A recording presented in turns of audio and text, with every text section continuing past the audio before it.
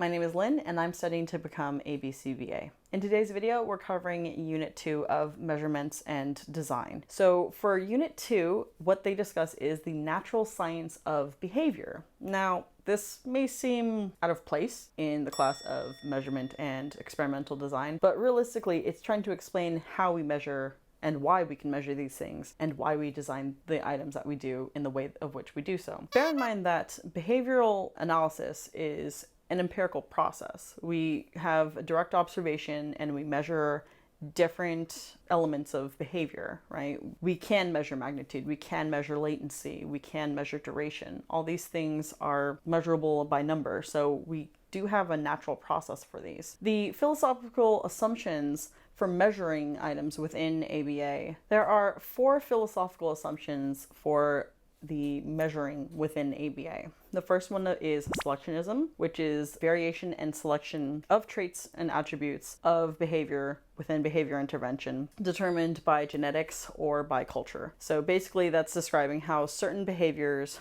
were chosen over time culturally, right? So the things that we accept and expect others to do who are part of our own society. And then there's also a genetic component, for instance, being able to use the restroom or whatnot. And even then, that has a cultural significance and a cultural component to it, because in some cultures, the way you use the restroom is not the same as in other cultures. So the behaviors may change, but that's all within selectionism. Number 2 is determinism, which is that the universe is lawful just as behavior is. Behavior follows rules.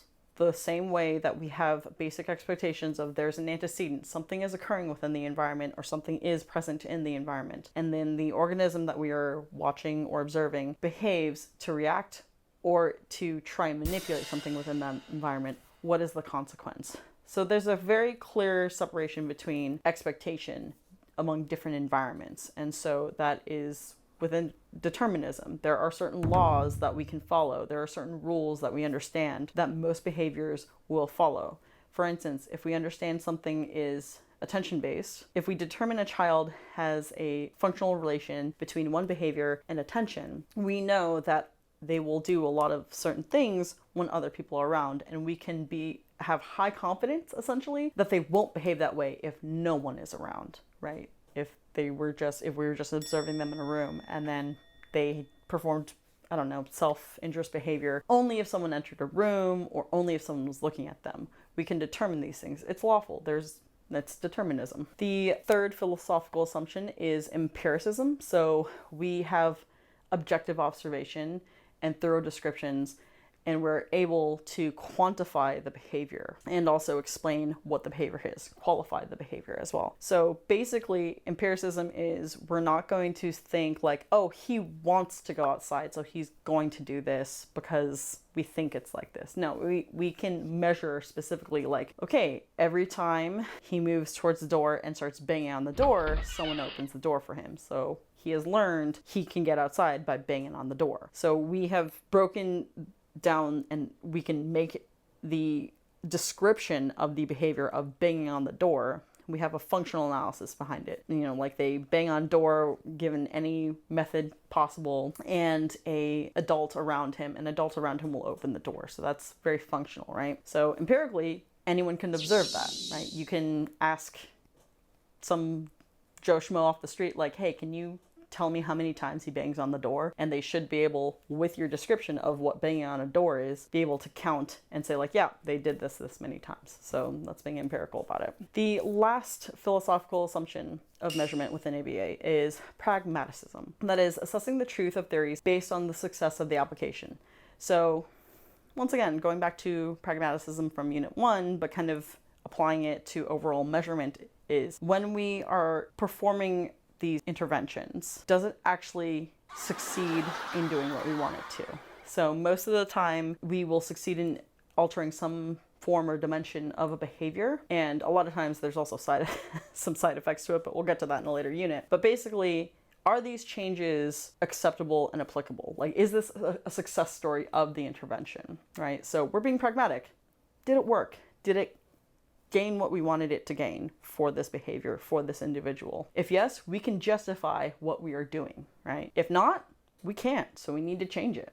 that's being pragmatic about our approach. Within measurement, of course, there are measurement dimensions. So there's types of measurements. So an absolute measure would be a measurement that never changes. A standard measure is widely used within a community and also static. And then a universal measure can be used anywhere. I have a little bit of an issue with these three definitions, if only for the fact that I did ask my co-instructor how to delineate between them. For instance, an absolute measure versus a universal measure. And they admitted within the field of ABA, all three are kind of used interchangeably.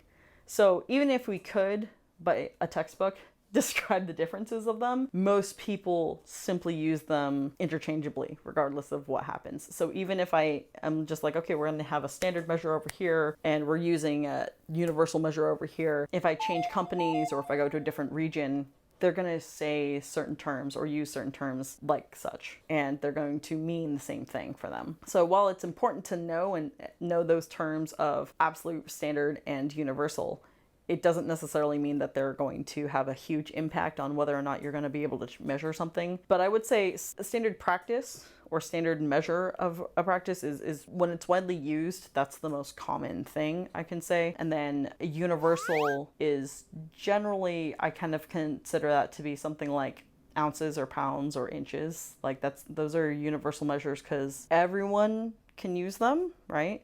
And they can be applied anywhere. Those technically fall within absolute as well because they never change, right? A pound is a pound, an inch is an inch, a mile is a mile. But what can be argued is that, for instance, the empirical measurement system is not universal because only certain places use it. However, there are absolute measures. But once again, it depends on where you go. It depends on the cohorts and where they learned these items from. So don't get too caught up on that though. The next topic within Unit 2 discusses the fundamental and dimensional qualities of behavior, and that is repeatability, temporal locus, and temporal extent. This kind of branches out into multiple smaller dimensions of behavior, which is count, rate, which is the ratio of response over time, acceleration, so either a change in rate over time, either increase or decrease, interresponse time, so that is basically how much time elapses between each response, and then latency and duration. So repeatability focuses on count, rate, interresponse time, because you can't measure time between two objects if there's only one object, and acceleration because that has to do with rate. Temporal locus is, locus is always location. So temporal locus is, does it happen before or after? So temporal locus focuses mainly on IRT because it's the time between responses. And then temporal extent is duration. How long a behavior occurs. So from there, I should say, we have two types of observations. We have complete and incomplete. This part of the unit kind of is confusing for a lot of people, so hopefully this will narrow it down. Two types of observations: complete, which is a standard observation, or incomplete, which is a schedule of observation. So imagine standard observation is you watch this person for an hour and you completely observe the entire time, versus an incomplete would be like testing blood sugar for a diabetic person. You're not testing them every minute of every day, you're testing them in intervals, right? Like you have like one time in the morning, one time in the afternoon, and one time in the evening. That's an incomplete observation because you're not constantly watching them. The two types of measurements for these observations is direct and indirect. This is where a lot of people get them confused. Direct observation means the behavior being measured is the target's behavior. So for instance, self-injurious behavior, you're counting the instances of them hitting themselves or biting themselves, versus an indirect measure, which is the measure has been extrapolated from different behaviors. For instance, rating scales, interviews, questionnaires. That's an indirect measure. So remember, complete observation. So it's observations and measures, but for whatever reason, one thing all my cohorts and I realize is that we constantly mixed all of these up. So that's why I'm delineating it very specifically. Observations, complete and incomplete. Complete is you are focused and laser focused on that person for the entire time. Incomplete is you're taking snapshots. The most common in ABA is incomplete. I can only have like maybe a 2-hour session with a kid versus they're in school for 8 hours. So that is an incomplete one because I'm only seeing a snapshot of what they're doing. Within that observation, it may be complete. I'm watching him the whole time. But as for the entirety of his behavior and where it can occur throughout the entire day, it's an incomplete one. See, so small snapshot is incomplete. Entire day would be complete. Measure is direct and indirect. Direct, you are looking at the behavior.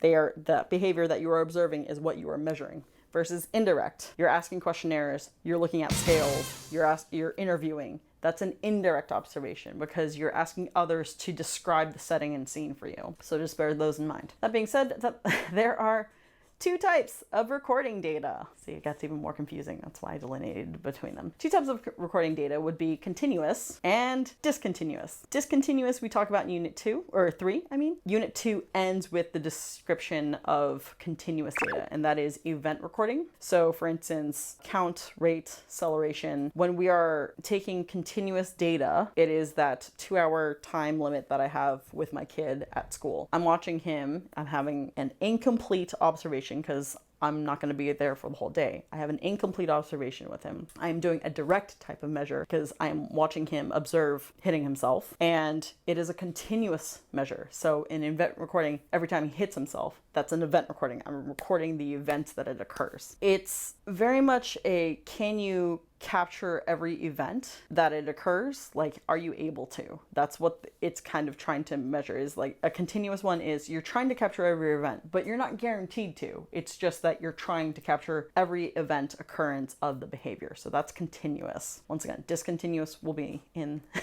Unit 3. They describe how to do event recording. So event recording, once again, is anytime something happens, you record it. And they describe how you have a start time, you count how many times the response happens, and then you have an end time, and then you calculate either rate or just overall count or acceleration, right? So acceleration needs a rate. Acceleration is dependent on whether or not the rate is increasing or decreasing. That increasing or decreasing is acceleration of rate. From there, they also have IRT, which is, remember, the interresponse time. So the start and end of a response and start and end of the next response. So you are measuring a duration that's occurring between two responses, and possibly, if you need to, the duration of those responses, depending on what the behavior is and what you need to measure. Latency recording, you require a timer that starts with the presentation of an antecedent and ends at the behavior occurring. And then duration, you start at the beginning of a behavior and then you end at the end of a behavior, right? So if the behavior is humming, right, then you're going to start a timer when the kid starts to hum, and then you stop it when they stop humming. So that's how you measure duration. And then they always describe how for a lot of different behaviors, you kind of have to consider multiple measures, which may seem really complicated, but there are a lot of ways and tricks to get around it. Like there's clicker counters, there's multiple stopwatches, so you can start and stop things really, really easily with just one button. And so you can measure like interresponse time, latency, and duration, all these elements and all these different dimensions of behavior fairly quickly, as long as you have a clear delineation and definition of what you are measuring and what you're looking for. So that's why Unit 2 ends with continuous measure and recording data, is because it actually tells you and gives you examples of how to do it all. And then they gave us all practice. So like they showed us videos, and then they were like, use a stopwatch and